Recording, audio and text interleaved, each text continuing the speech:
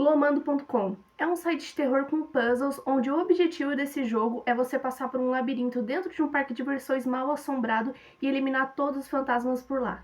Esse site foi desenvolvido por Nohito e ele tem pelo menos 18 anos de existência. Ele é bem mais velho que eu. E ele teve muito sucesso nos anos de 2015 e 2016. E o objetivo dele era bem simples. O jogador só precisava usar seu mouse e clicar nas ações na qual ele queria fazer.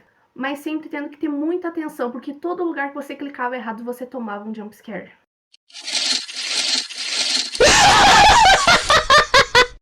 E ele tinha barulhos extremamente altos, jumpscares em todos os lugares, imagens piscando, textos escondidos, tudo voltado à história do jogo, explicando de onde surgiu e por que os fantasmas estavam lá. Mas afinal, um site tão antigo como esse, por que ele chamou tanta atenção? Qual que é a história por trás dele? E eu tô aqui justamente para fazer isso, para contar para vocês a história de Lomando. A história começa há muitos anos atrás, por volta do ano de 2009, onde nosso personagem principal se chama Yukihito, e ele é gerente e criador da Fantasyland, no caso, o lugar onde Lomando se passa, que é um parque de diversões. Na época que começou tudo isso, ainda não existia o parque, ele era um sonho na qual o Yukihito tinha. Estava se dedicando muito para construir esse parque, afinal era um dos maiores sonhos e projetos dele. Ele descrevia a Fantasyland como a terra dos sonhos. E ele, como criador e gerente do local, ele passava por várias dificuldades, não só como construção, como a vida pessoal dele. Durante a nossa jogatina, a gente descobre que ele tinha 2 diários. Um era mais focado sobre o gerenciamento que ele havia com o parque, as complicações que ele passava, e outro diário um pouquinho mais pessoal. Esse segundo diário mais pessoal, ele basicamente contava sobre todos os pensamentos que ele tinha de querer desfalecer, vamos dizer assim, para o YouTube não cagar com esse vídeo, e também a complexidade que ele passava para se manter feliz. E o primeiro diário que eu comentei sobre o gerenciamento do parque, ele falava sobre todos os problemas que ele enfrentava para conseguir conseguir montar todo o parque, e o fato dele, mesmo sendo o criador do parque, ele estava andando cada vez mais direto a uma depressão. E após tanto esforço, Yukihito, em 14 de agosto de 2009, ele inaugurou a Fantasyland. Ele criou vários personagens como a Mimi, que a gente vê logo no início do site, sendo um dos mascotes principais do parque, e também contratou várias outras pessoas para fazer truques, igual o Pie-Man. E esse artista fazia truques de mágica durante a manhã, tarde ali do parque. Também havia outros personagens como Neko Shows, vários brinquedos, e tava ocorrendo tudo bem. Todo mundo tava adorando, e o Yukihito tava realizado, ele conseguiu realizar um dos maiores sonhos. Só que logo no primeiro dia em que ele abriu o parque, aconteceu um incidente. Um surto inexplicável afetou vários visitantes, que apresentavam condições físicas inexplicáveis. Quase 20 pessoas foram levadas aos hospitais e isso começou uma investigação policial muito forte, na qual teve que fechar o parque logo no primeiro dia. O que não adiantou de muita coisa, até porque nunca se soube o que aconteceu, o que foi esse surto, como começou, o que aconteceu, a gente não tem a mínima ideia. E um funcionário, após essa situação, a gente acredita que seja o Yukihito mesmo, mandou carta se desculpando para as famílias que foram afetadas. Ele ficou muito deprimido com tudo isso. Ele saiu da vida pública. Ele já passava por vários problemas na vida dele e um dos maiores sonhos e projetos dele foi arruinado logo no primeiro dia. Isso obviamente chamou a atenção da imprensa e do público, que não sabia o que estava acontecendo, principalmente depois que o Yukihito ele simplesmente sumiu de todo tipo de lugar. A gente sabe que ele acabou se afundando, afinal, devido aos seus diários, a gente sabe que ele passava por muitos problemas mentais e ele se afundou num remorso muito grande depois disso. Todo o esforço que ele teve não serviu de nada. Porém, a gente sabe que ele relatou em algum momento que ele ainda tinha uma leve esperança de que reabrisse, lá por meados de setembro do mesmo ano, só que isso nunca aconteceu. E como se a situação já não tivesse horrível, em algum momento do ano de 2010, Yukihito foi encontrado morto. A gente até hoje não descobriu do que ele morreu, mas a gente suspeita que devido ao que ele escrevia nos diários, ele provavelmente tirou a própria vida. Após tudo isso, as pessoas começaram a se desesperar. O cara, no ano seguinte, tinha aberto o parque, e no ano seguinte ele simplesmente apareceu morto, sem dar notícia nenhuma. Ninguém sabia o que estava acontecendo.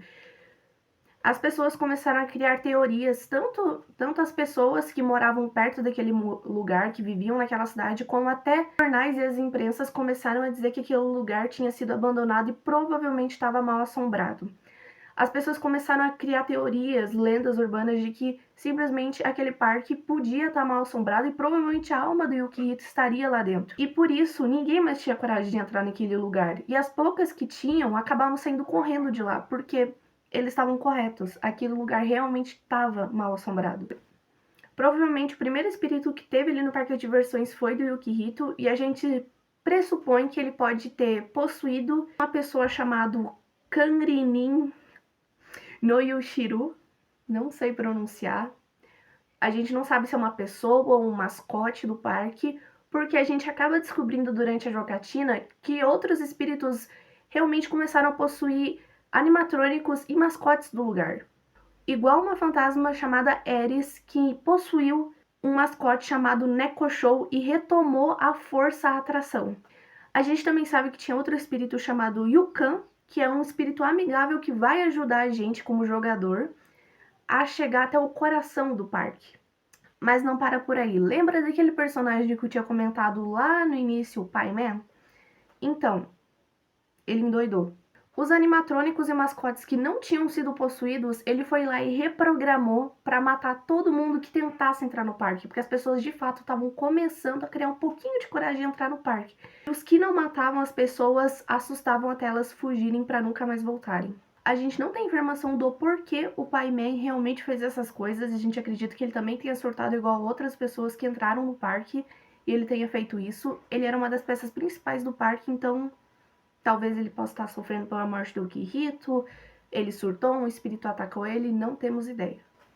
Então, até que as pessoas não estavam totalmente erradas, aquilo se tornou uma atração mal assombrada. E agora que começa a ficar interessante, porque entra a nossa participação na história.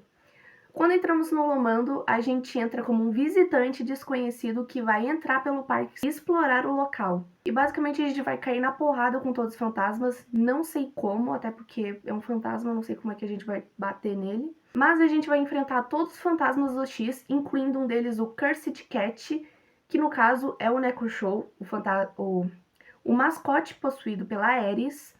E a gente vai derrotando todos, descobrindo mais a história, resolvendo enigmas até chegar no coração do parque, juntamente com aquele fantasma amigável que eu mencionei antes, o Yukan, até que a gente chega lá perto do final do jogo e a gente batalha contra o Paiman, que ele tá totalmente pirado, surtado, e a gente tem que derrotar ele para terminar o jogo. E depois de todo esse trabalho derrotando todos os fantasmas que a gente conseguir, e principalmente o Paiman, a gente vence o jogo. Os poucos fantasmas que restaram, eles fogem do parque e ele volta a ser só uma atração abandonada. A história é algo bem simples, ele não é nada muito uau, mas tem que lembrar que ele é um jogo bem antigo e ele causava muito medo em muita gente. Eu conheci esse jogo quando eu tinha 6 anos de idade, então assim, minha infância foi boa. Uma das atualizações mais recentes foram atualizações de Natal, de Halloween, coisas temáticas mesmo. E também parece, se eu não estiver enganada, tem uma nova versão de Lomando que conta um pouquinho mais da história. E eu posso até trazer um pouquinho mais de detalhes sobre o Lomando, caso vocês queiram. Acho que pela temática dele e o tanto tempo que ele tá na internet, por isso que ele é tão importante pra gente que conviveu com o terror na nossa infância. Lomando ainda tem muitas coisas escondidas que a gente ainda vai descobrir. Se tiver algo mais interessante, eu venho aqui falar pra vocês. Se você tiver algo mais pra comentar sobre o Lomando, deixa nos comentários. Deixe sugestões, que eu fico muito agradecida, eu fico muito grato por isso. E é isso. E assim acaba o primeiro vídeo do canal. Um beijo e até!